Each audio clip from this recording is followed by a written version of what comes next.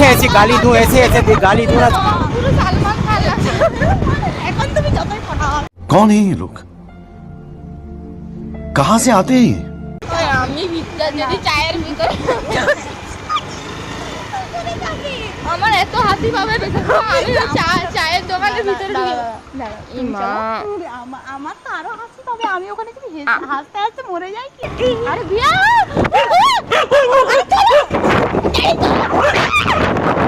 যদি প্রচুর পাটা ধরে আরে আমার পায়ের কাছে চলে এসেছিল আর ওই কুকুরটা আমাকে ছোটবেলাতেও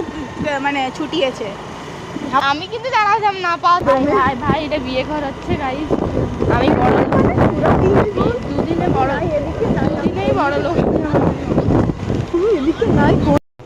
ভাই ওখানে বিয়ে বাড়ি হচ্ছে না দোকান চা দোকান আমি ভাবছি মমতার ডায়লগটা আছে না যে চা ঘুগনির চপ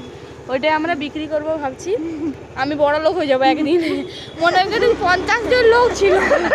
আমরা চলে যাচ্ছি গাড়ি পুরো তাড়া খেয়ে পৌঁছে গেছি গাড়িতে